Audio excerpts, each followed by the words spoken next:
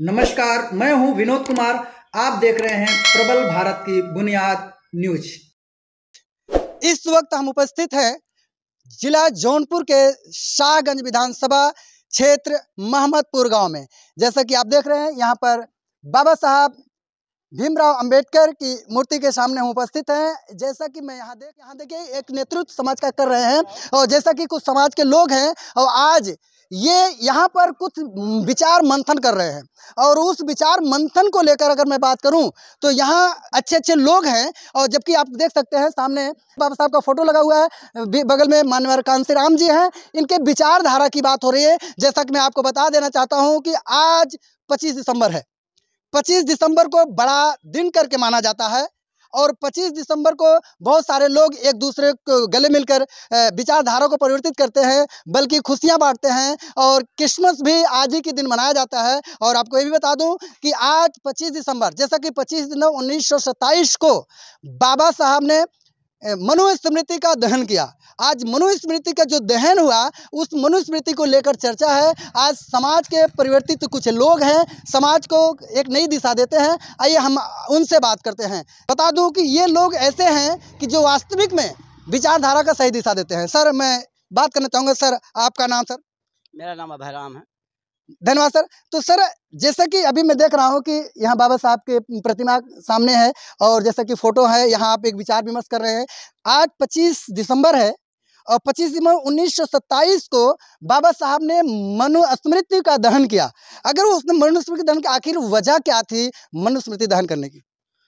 मनुस्मृति में यहाँ के आदिवासियों के खिलाफ सारे कारनामे लिखे गए, कानून लिखे गए थे, और जिसके तहत जो है यह दलित समाज, ओबीसी और अल्पसंख्यक लोगों को जानवर से बदतर ज़िंदगी यापन करने के लिए मजबूर कर दिया गया था। इस सारी चीज़ों को दूर करने के लिए, इनके उत्थान के लिए बाबा साहब अम्बेडकर ने उस जो है संविधान अर्थात मनुस्मृति को दहन कर दिए थे। ठीक है सर, जिसे मनुस्मृति को दहन की, आखिर मनुस्मृति जो दहन की गई, ऐसा क्या था मनुस्मृति में कि जो पहले मनुस्मृति थी, मनुस्मृति को सर बताते हैं समाज को डील किया जाता था, लेकिन आज जो है समाज संविधान से डील किया जाए। बाबा साहब ने संविधान का निर्माण किया, उस संविधान के द्वारा आज समाज चलता है। तो बाबा साहब ने मनुस्मृति को हटा दिया, आखिर उसमें ऐसी क्या चीज़ें थी जो हमारे समाज के लिए हानिकारक था?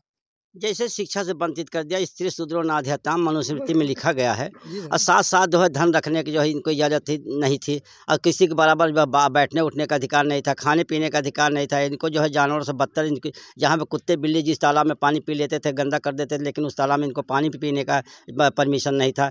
इस तरह से इनको जो है दबाया गया, कुचला गया। इनके सारे जो है संस्कृति को लूट ली गई, बर्बाद कर दिया गया इनके धन धरती साम्राज्य को, इनको पंगु बना करके जो है आज मजबूर कर दिया गया। आज़ाद करने के लिए बाबा साहब ने संविधान दिया, तो क्या संविधान से हमारा ये देश स्वतंत्र चल रहा है? देखिए, कहने के लिए तो भारत जो है इस समय संविधान साइड में रख करके सारे जो शासन सत्ता के लोग हैं, सारी व्यवस्था संविधान से हट करके अपनी व्यवस्था चला रहे हैं।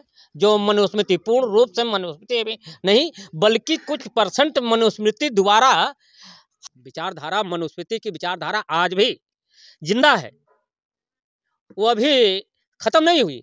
क्योंकि जब इस देश का 26 जनवरी 1950 को संविधान लागू हुआ, उस समय बाबा साहब की सोच थी कि आज से हमारा भारतीय संविधान लागू होगा तो भारतीय संविधान के अनुसार इस देश की सत्ता व्यवस्था, राज व्यवस्था चलेगी, शासन सत्ता, हाँ, सामाजिक व्यवस्था। लेकिन मनुस्मृति जो लिखने वाले थे, मनुस्मृति को पालन करने वाले, वो मनुवादी ताकतें आज भी वर्तमान में उस बाबा साहेब के मनुस्मृति दहन को ध्यान में रखते हुए आज उस चीज को पुनः संविधान को ताक पर रख करके अपनी मनुस्मृति लागू कर रहे हैं, और भविष्य में उनकी प्लानिंग है कि हम दोबारा मनुस्मृति को पूर्ण रूप से लागू करेंगे। प्रश्न पूछना चाहूँगा कि संविधान के दुश्मन भी बहुत सारे लोग हो गए हैं, संविधान विरोधी हो गए हैं, जो संविधान को मतलब कि एक प्रकार से संविधान के विरोध में बातें करते हैं।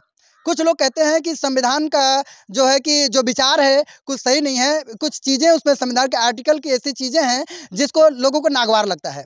तो मैं कहता हूँ कि आखिर संविधान से हमारा देश चलता है, संविधान से समाज चल रहा है, लेकिन जब मनुस्मृति को दहन कर दिया गया तो फिर भी आज संविधान के विरोधी लोग क्यों हो गए सर? संविधान के विरोधी इस कारण से लोग हुए हैं। मैं आपको परिचय भी बता देना, मैं रामजोर गौतम। जी जी। साथियों, जो ये भारतीय संविधान है, डॉक्टर अंबेडकर द्वारा जो रचित संविधान है, वो समता मूलक संविधान है। वो कोई भी व्यक्ति, भारत का मूल निवासी कोई भी हो, उसको समानता की निगाह से देखता है। और जो आज बाबा साहब ने 25 दिसंबर 1927 को मनुस्मृति को जलाया था, उसमें खास कारण ये थे, उसमें क्रमिक असमानता थी।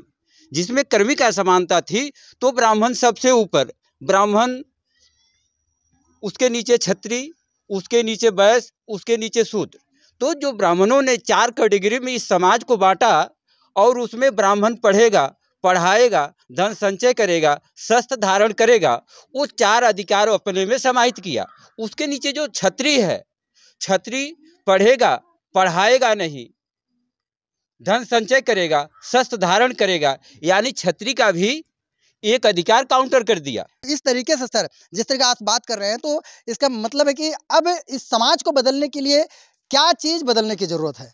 अब देखिए, इसमें मामला यह है कि जब इस समाज में क्रमिक असमानता हुई, तो क्रमिक असमानता से अधिकार से समाज को लोग वंचित किया। वैश्य का 2 अधिकार खत्म किया, क्षत्रिय का 1 अधिकार खत्म किया। तो जो चौथा वर्ण जो बनाया, वह शूद्र बनाया। शूद्र न पढ़ेगा, न पढ़ाएगा, न धन संचय करेगा, न तो शस्त्र धारण करेगा। जो इस देश का मूल निवासी है, उसको अधिकार वंचित कर दिया। अब अधिकार वंचित करने की वजह से, और उसमें बहुत खामियां है, जो खामियां कमियां हैं, उस चीज़ को बाबा साहब ने पढ़ा और समझा, और उनको अवसर मिला भारतीय संविधान लिखने का। तो जो मनुस्मृति है, वह विधान है, वह एक विधान है। और जो संविधान है, उसमें समता की बात है। इसलिए डॉक्टर अंबेडकर साहब ने उस मनुस्मृति को जलाया, क्योंकि उसमें एक ऐसी ऐसी घिनौनी बातें थी कि इस देश का मूल निवासी जो है, अगर किसी अच्छी बात को सुन लेता था तो उसकी जीवा को काट लेने का प्रावधान था मनुस्मृति में। अगर अच्छे स्थान पे बैठ जाता था तो सरिया गरम करके उसके पिछवाड़े पे छुआ देने की व्यवस्था थी। अगर उसके पास धन हो जाता था तो धन छीनने का व्यवस्था था। यानी कहने का मतलब, इस देश का मूल निवासी जो है, उसको हर एक प्रकार से अधिकार वंचित करके उसको दबाने का काम किया गया। इसलिए मनुस्मृति को जलाकर डॉक्टर अंबेडकर, बाबा साहब जिनको कहा जाता है, इस देश के बहुत बड़े मसीहा इस समाज के हुए। उन्होंने मनुस्मृति को जला के इस देश के लिए एक अच्छा संविधान दिया, सुंदर संविधान दिया कि देश में किसी को असमानता की श्रेणी में न रखा जाए। और इस आज 25 दिसंबर 1927 को संविधान वो जो है मनुस्मृति को जला के उनको अवसर मिला, संविधान उन्होंने दिया समता मूलक का। मनुस्मृति जलाने से क्या ये समाज, जिस समाज की आप बात करते हैं, वो मनुस्मृति की विचारधारा से आजाद हो गया? नहीं, आज जो है इस देश में जो मनु पोषक लोग थे, मनु के विधान को मानने वाले थे, वो लोग सारे के सारे लोग आज भी पूर्व ही दिमाग उनका ग्रसित है, और बाबा साहब को जो भारतीय संविधान रचित है उसको नहीं मानते। बल्कि अभी कुछ साल पहले जो है भारतीय संविधान को जलाकर उन्होंने सिद्ध किया कि मैं इस संविधान को नहीं मानता हूँ, मनु के संविधान को मानता हूँ। कौन है वो लोग जो भारतीय संविधान को जलाए? वो लोग सिर्फ मनुवादी किस्म को, जो मनु के मानने वाले लोग हैं, जो आडंबर को मानते हैं, क्रमिक असमानता को मानते हैं। इस देश का जो विदेशी है, वो उनके लिए भी तो संविधान समान अधिकार देता है। संविधान डॉक्टर अंबेडकर साहब ने उनके लिए भी दिया है, लेकिन उनका बाप इस देश के मूल निवासियों के लिए कुछ नहीं दिया। जैसे कि देश के मूल निवासी, अगर मूल निवासी समाज की अगर बात किया जाए, तो यहाँ पर सभी लोग अपने आप को मूल निवासी समाज समझते हैं कि ऑलरेडी हम मूल निवासी समाज से ही है। जैसे कि अगर हम बाबा साहब की बात करें, तो बाबा साहब के बगल में आप देख रहे हैं माननीय कांशीराम जी हैं। इन्हें संविधान निर्माता बाबा साहब डॉक्टर भीमराव अंबेडकर कह के पुकारा जाता है, जबकि लोग भीम भीम जय भीम कह के भी पुकारते हैं। यहाँ पर बहुत सारे लोग हैं, युवा जवान भी हैं। तो मैं आपको बताना चाहूँगा कि जैसे कि बाबा साहब ने जो विचार परिवर्तन की बात किया, माननीय कांशीराम के विचारों को लेकर चला, तो माननीय कांशीराम के विचारधारा पर आज कितने लोग चल रहे हैं? कोशिश तो बहुत लोग कर रहे हैं, मानवर कांशीराम के पद चिन्हों पर चलने की कोशिश बहुत लोग कर रहे हैं, और ऐसा भी नहीं है कि उनकी विचारधारा खत्म हो चुकी है, दिन प्रतिदिन बढ़ती ही जा रही है।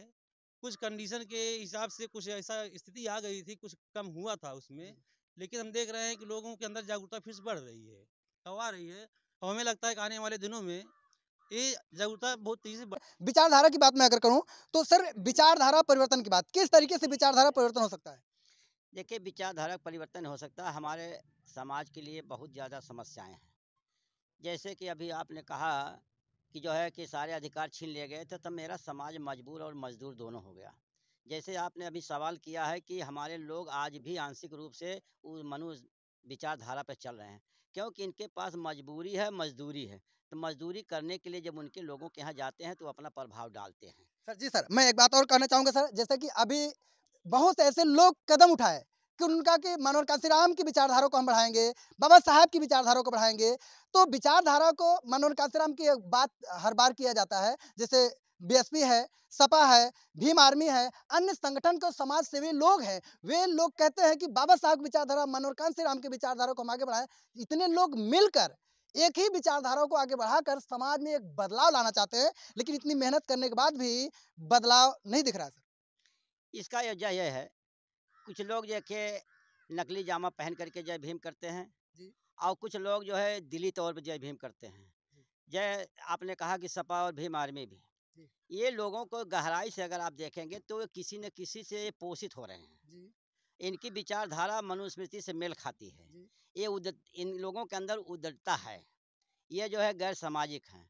अब भीम आर्मी की बात करते हैं तो मानते हैं जाति समीकरण में वो आते हैं दलित समाज से, लेकिन वो उनका जो है संपर्क जो है आरएसएस वालों से है। इसलिए जो है खाली आवाज़ करते हैं, कथनी करने में बड़ा अंतर है। इसलिए जो है यह लड़ाई अभी कामयाबी में नहीं आ पा रही है। सर, अगर भीम आर्मी की बात करें तो कहीं न कहीं बाबा साहब के संविधान को लेकर, बाबा साहब संविधान की रक्षा को लेकर भीम आर्मी आवाज़ भी उठा रही है और वंचित और शोषित वंशों के बीच में जाकर उनकी आवाज़ भी बन रही है सर। मैं कह दिया कि कथनी करने में बड़ा अंतर होता है। जैसे कि बाबा साहब के खिलाफ बाबू जगजीवन राम जो कांग्रेस में रह करके उप प्रधानमंत्री की कुर्सी तक पहुंच गए, लेकिन उनकी विचारधारा जो है बाबा साहब की विचारधारा से हमेशा जो है उल्टी रही, हमेशा जो है खिलाफ में रही है। उसी तरह से भीम आर्मी गहराई देखा जाए, अभी जो चुनाव चल रहा था तो जा करके भाजपा के जो मंत्री से मिले थे, अधिकारी से मिले थे, पदाधिकारी से मिले थे। इसलिए अभी जो है इनकी माली हालत को देखा जाए तो ये कहाँ से फंडिंग हो रही है, इस पर विचार किया जाए तो ये आरएसएस सर, राजनीतिक पार्टियां, अगर बात की जाए राजनीतिक पार्टियों में कौन है जिन्होंने बाबा साहब की विचारधारा, मनोहर कांशीराम की विचारधारा को आगे बढ़ाने का काम कर रहे हैं? जमीनी स्तर पर कौन ऐसी पार्टी है जो काम कर रही है? मात्र बहुजन समाज पार्टी एक ऐसी पार्टी है जिसने 4 बार जो है उत्तर प्रदेश जैसे प्रांत में अब सरकार बना करके एक दफ़ा जो है 2007 से 2012 तक का जो है सरकार पूर्ण बहुमत की सरकार बना करके दलितों, मजलूमों और सर्व समाज के लोगों का विकास करा। और उसके बाद जो है या अपना एक पावर लगा करके जो है गैर जो है सरकारी जो मामला था उससे भी हट करके बैकलॉग को पूरा करने के लिए पूरे रूपेण जो है ताकत लगाई माननीय बहन जी। और बाबा साहब के कारवां को मंजिल तक पहुंचाने के लिए उन्होंने शपथ लिया। आज तक उन्होंने अपने जीवन में कोई शौक श्रृंगार की बात नहीं किया, न परिवार बसाया, न कुछ किया, इसी समाज के लिए, इसी दलित समाज को उत्थान के लिए। सर, अगर बीएसपी की बात किया जाए, समाज की बात किया जाए, बीएसपी में परिवारवाद की बात होती है, बड़े बड़े लोग, अन्य लोग कह रहे हैं कि परिवारवाद की बात है। देखिए, परिवारवाद बाबा साहब अम्बेडकर कहते थे कि मेरे 4 औलाद चले जा रहे हैं, लेकिन मेरे 5 करोड़ औलाद पूरी अपने देश में बचे हुए हैं। तो जब बाबा साहब पूरे देश को अपने औलाद मान लिए, तो बहुजन समाज पार्टी की मुखिया जो है तो वो भी अपना परिवार मान ले रही पूरे समाज को। तो उस समाज में कौन अग्रणी भूमिका निभा रहा है, उसको अगर अपना उत्तराधिकारी बना दी तो कोई गलत नहीं हुआ। लेकिन सर, जैसे आप कहा जाए कि क्या हमारा भारत देश, उत्तर प्रदेश बहन कुमारी मायावती जी को क्या सपोर्ट करेगा? बिल्कुल, दलित समाज जो पूरे देश का जो है दलित समाज बहन मायावती जी के साथ है। अभी जो पिछला चुनाव अगर ईवीएम हटा दिया जाए तो देख लीजिए कि कोई पार्टी इनके बराबर वोटिंग नहीं ग्रहण कर पाएगी। तो सर, अगर ईवीएम की आपने बात कर दिया, ईवीएम का सवाल हो गया, लेकिन मैं बता देना चाहता हूं आपको कि ऐसा सवाल बहुत उठ रहे हैं, लेकिन मैं आपसे सर पूछना चाहूंगा कि किस तरीके से अगला सन 2024 का चुनाव लड़ा जाएगा और किस तरीके से सन 2024 में एक नई भूमिका क्या कुछ कर पाएंगी बहन मायावती जी? बीएसपी कुछ कर पाएगी? बिल्कुल करने के लिए तैयार है। 2024 ये अपना है, बहुजन समाज पार्टी बहुजन समाज के लोगों के लिए है 2024 का चुनाव। और जो जितने लोग हैं, जो आपने कहा है कि कैसे कैसे जो है लड़ाई लड़ेंगी, पूरा समाज, पूरा हर वर्ग के सर्व समाज के लोग जो है माननीय बहन जी के जो है शासनकाल को देख करके जो है अपने जो है लाइन ऑर्डर को देख करके उनके सब लोग अपना मन बना लिए हैं। आवाज़ नहीं कर रहे हैं, हाँ जो है सबड़ लोग भी आवाज़ नहीं कर रहे हैं, लेकिन माननीय बहन जी को मानने के लिए तैयार हैं और 2024 में माननीय बहन जी इस देश के प्रधानमंत्री बनेंगी। सर अभी जैसे बता दें, उत्तर प्रदेश के सियासी चुनाव को अगर देखा जाए तो यहाँ पर जो है इंडिया गठबंधन की बात हो रही है। इंडिया गठबंधन लोग जोर शोर से, छोटी छोटी पार्टियां सारे सम्मिलित हो रहे हैं, लेकिन बहन मायावती जी का क्या राय है और क्या वे सम्मिलित होंगी? देखिए, बहन मायावती जी बहुत थिंकिंग करने के बाद बड़े जो सरल विचार को अपने दिमाग में सोच करके कोई फैसला लेती हैं, सबकी तरह छिछलपन नहीं करती हैं। और जो है सब लोग उबाल खा जाते हैं, लेकिन माननीय बहन जी बाबा साहेब के मिशन को लेकर चल रही बड़ी गहराई से और बड़े जो है ईमानदारी के साथ कर रही हैं। वो जो है इंडिया गठबंधन जो है, इंडिया जो बना हुआ था, जितना वोट इंडिया गठबंधन का था उतना माननीय बहन जी का अकेले वोट है। लेकिन उनकी इंडिया गठबंधन की मजबूरी है कि माननीय बहन जी को अपने साथ रखें, और माननीय बहन जी को भी मजबूरी बन जाएगी कि इंडिया गठबंधन के साथ चल करके किसी न किसी बड़े दुश्मन को हटाने के लिए छोटे दुश्मन के साथ पकड़ कर लेकर चलना पड़ेगा। राजनीति सफलता मिल जाएगी। इंडिया गठबंधन के साथ अगर सुप्रीमो मायावती जी हो जाएंगी तो क्या सफलता कितना हद तक हो सकता है? इंडिया गठबंधन माननीय बहन जी को प्रधानमंत्री का चेहरा जो है घोषित करने के लिए तैयार है। तैयार है सर? बिल्कुल तैयार है। ठीक है सर, धन्यवाद। तो यहाँ पर जैसा कि देख लें बहुत सारे लोग हैं और अन्य लोगों की विचारधाराएं यहाँ पर है और उन विचारधाराओं पर लोग बात कर रहे हैं। वास्तव में समाज को नई दिशा देने के लिए नए जोश के साथ तैयारी कर रहे हैं और समाज में दिन रात एक जमीनी स्तर पे ये लोग काम कर रहे हैं। समाज के सोशल वर्क से लोग हैं और जैसे कि अन्य लोग भी हैं। सर एक बार मैं फिर से आपको रूबरू इनसे कराना चाहूँगा। सर मैं आपसे फिर से एक बार मैं जानना चाहूँगा कि वास्तव में सन 2024 विचारधारा परिवर्तन में कितना सन 2024 में कुछ नया हो पाएगा? देखिए 2024 में जी जो ये चुनाव होंगे जी उसमें तो सारे लोग अपनी अपनी पार्टी को कहते हैं कि हम सत्ता में आ जाएंगे, जी जी लेकिन 2024 में ईवीएम का जो मुद्दा उठा, ये बामन मेसराम साहब जो वाम सेव के राष्ट्रीय अध्यक्ष हैं, ये लंबे समय से इस आंदोलन को चला रहे हैं और सुप्रीम कोर्ट से उनके पक्ष में फैसले आए हैं 8 अक्टूबर 2013 को कि ईवीएम मशीन से चोरी होता है। लेकिन जिनके जो लोग चुनाव लड़ते हैं, जिनकी पार्टियां हैं, जिनको सत्ता में पहुंचना है, इनके पास जन समर्थन भी होता है। अगर ये लोग सत्ता में पहुंचने के लिए लालायित हैं और सत्ता में जाना चाहते हैं तो ईवीएम के खिलाफ ये लोग कोई आंदोलन नहीं करते। तो ये जब नहीं करेंगे तो सत्ता में पहुंचने वाले भी नहीं हैं।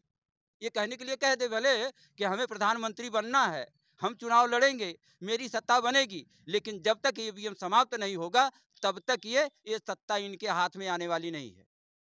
क्योंकि ये ईवीएम के खिलाफ सिर्फ बोलने वाले हैं, कमरे में बोलते हैं, लेकिन बाहर ये आंदोलन खड़ा करने का काम नहीं करते, इसलिए सत्ता में नहीं आएंगे। एक बार फिर से ईवीएम पर उठे सवाल।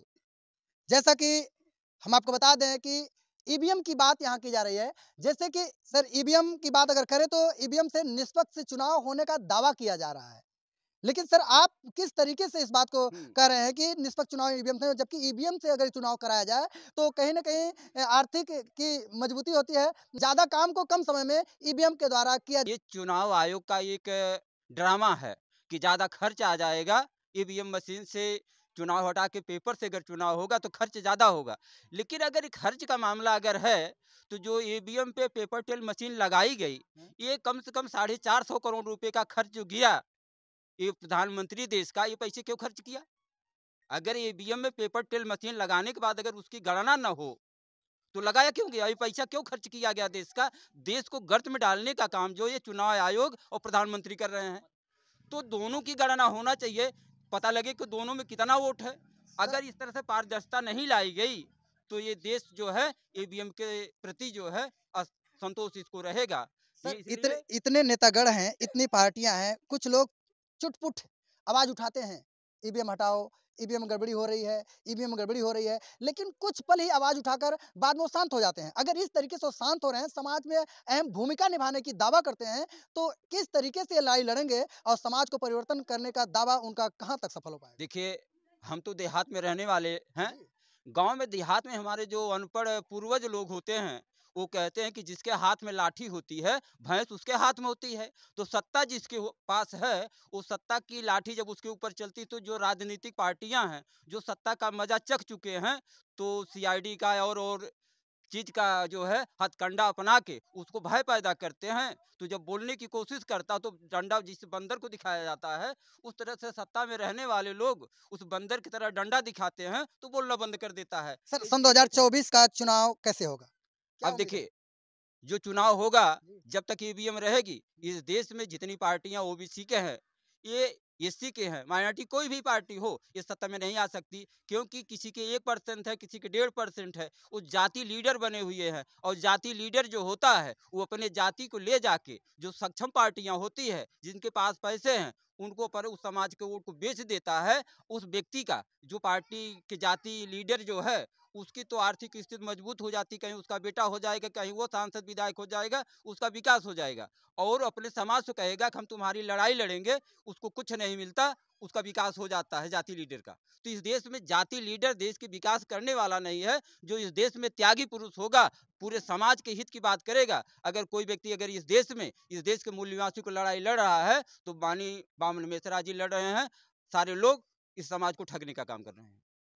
जैसे कि आप देख रहे हैं यहाँ की विचारधारा की बात की जा रही है। यहाँ अपने-अपने मत और अपने-अपने विचारधारा ने लोगों ने रखा है और समाज को एक परिवर्तन की नई दिशा दे रहे हैं। अपने विचारधाराओं में कोई पार्टी की बात करता है, तो कोई समाज बदलने की बात करता है, तो किसी का मत है कि ईवीएम पर उठ रहे हैं सवाल। ये है और ये समाज के अंदर बहुत बेहतरीन काम कर रहे हैं और इनका अपना एक विचार है और हम देखते हैं सर, आप इस समाज को जो देख रहे हैं, समाज में बहुत सारे उथल-पुथल हैं। इन उथल-पुथल को कैसे शांत किया जाए और इन उथल-पुथल के बारे में आप क्या कह रहे हैं? जैसा कि हम कहना चाहेंगे, जैसे कि आज मनुस्मृति दहन दिवस है, जो कि बाबा साहब ने मनुस्मृति को जलाया था। क्यों जलाया था उसके बारे में आप जानते ही होंगे, क्योंकि उसमें बहुत बुराइयां थी। उस बुराइयों की वजह से हमारा समाज को सदियों से कुचला जाता था, क्योंकि उनका एक विधान था, संविधान उसको मानते थे उस समय। जिससे कि आज हमारा संविधान बाबा साहब का जो लिखा हुआ है वो चल रहा है, उस समय मनुस्मृति चलती थी। तो इसलिए उसमें बहुत सी बुराइयां थी, जिसका कि बाबा साहब ने जब उसका अध्ययन किया कि इसी के कारण हमारा समाज पीछे जा रहा है, वो एक इसीलिए उसको दहन किए कि मतलब इसको आप मत मानिए। और जैसा कि बाबा साहब को जिससे मिशन जो चलता रहा वो अपना प्रयास करते रहे, उसके साथ कांसीराम जी आए मानवर, उन्होंने भी ये कार्यों को आगे बढ़ाया। उन्होंने एक पार्टी भी दी, बहुजन समाज पार्टी, जो कि माननीय बहन जी के नेतृत्व में आज राष्ट्रीय पार्टी है, और कांसीराम के समय में भी हो चुकी थी पार्टी। और जैसे कि आप बोल रहे हैं कि मतलब कैसे कि माने पीछे मिशन जा रहा है, क्यों नहीं हो पा रहा है। जैसे कि हम देख पा रहे हैं, इससे हमारे आपस के लोग इतना संगठन बना चुके हैं, जैसे कि उसको हम ठठोक भाषा में घर घर दुकान खोल के बैठे हैं जैसे। और ये दुकानें जो है, हम इनको अपमानित नहीं करना चाहते हैं, हम ये कहना चाह रहे हैं कि उनको ये समझना चाहिए कि अगर हम अलग अलग खंडों में अगर बटे रहेंगे, तो बाबा साहब और माननीय कांसीराम कार्यों कैसे आगे बढ़ेगा, कैसे सर, पूरा करेंगे। जो अलग-अलग खंडों में बटे हैं, ये एक कैसे होंगे? आप क्या कह रहे हो उस पर? जिससे एक तभी होंगे जब तक इसे बाबा साहब ने त्याग किया, बहन जी ने त्याग किया, मनोहर जी ने त्याग किया, तो आप लोग भी त्याग करिए ना। जैसे कि रावण जी हैं, चंद्रशेखर रावण जी हैं, हम उनका सम्मान करते हैं। वो पार्टी बनाए, चाहे जो भी कीजिए, लेकिन जब वो संगठन के रूप में काम कर रहे थे, तो उनका ये धर्म था। जैसे बाबा साहब ने त्याग किया, मान्यवर जी ने त्याग किया, बहन जी ने त्याग किया, उनको भी त्याग करके अपनी पार्टी को न बनाते हुए पार्टी के लिए काम करते। सर, आप पार्टी किसको सपोर्ट करते हैं? बीएसपी को या आज़ाद पार्टी को? हम सम्मान तो चंद्रशेखर भाई का भी करते हैं, क्योंकि जो काम कर रहे हैं, अच्छा काम कर रहे हैं। सपोर्ट किसको करते हैं सर? सपोर्ट मतलब आप समझिए हमारी बात को। सर, क्या है दोनों पार्टियाँ चुनाव में आएँगी? जी दोनों पार्टी चुनाव में आएँगी, जी। तो आप क्या करेंगे? चंद्रशेखर जी को चुनेंगे या सुप्रीमो मायावती जी को? देखिए, इसमें हम ही नहीं, हमारे समाज को, हमारे पूरे देश को ये चाहिए कि बहुजन समाज पार्टी को ही सपोर्ट करें। इसलिए सपोर्ट करें कि जो मजबूत पार्टी हमारी है, उसका अगर सहयोग करेंगे तो आगे बढ़ जाएगी। इस वक्त बहुजन समाज पार्टी जो है कितना दावा रख सकती है अगले सन 2024 के चुनाव में? नहीं, ऐसा बात नहीं है। जब से हमारे भाई आकाश आनंद जी आए हैं, जी, जी। हम देख रहे हैं कि पार्टी का उत्साह बढ़ा है। पार्टी का उत्साह बढ़ा है, कार्यकर्ताओं में जोश बढ़ा है, और नए जो चेहरा आया है वो हमारे आकाश भाई का नया चेहरा कुछ कर दिखाएगा। कर दिखाएगा। कन्फर्म है? उस बंदे में तो दम है, उस बंदे में तो दम है। आकाश क्या है आनंद खास भाई बातें सर? खास बातें हैं कि वो पढ़ा लिखा आदमी है। जी, जी। वो बीकॉम या मतलब अच्छी डिग्री लेकर आया हो, विदेश में पढ़ा है। जैसे बाबा साहब पढ़ के आए, देश का विकास किए, भला किए, सोचतों की आवाज़ बने। मान्यवर जी पढ़े लिखे थे, वैसे हमारे भाई आकाश आनंद भी पढ़े लिखे व्यक्ति हैं। और बहुत बहुत धन्यवाद बहन जी मायावती का, जो उनको उत्तराधिकारी घोषणा जो उन्होंने घोषित किया है। इसको हम तहे दिल से उनको धन्यवाद देते हैं, और हमें उम्मीद है कि भाई आकाश आनंद जी के नेतृत्व में पार्टी आगे बढ़ेगी, और हमें पूरा विश्वास है कि केंद्र की सत्ता तक बहुजन समाज पार्टी जाएगी। जैसे कि आप देख रहे हैं कैमरामैन शैलेश कुमार के साथ मैं हूं विनोद कुमार। आप देख रहे हैं प्रबल भारत की बुनियाद न्यूज़। नमस्कार।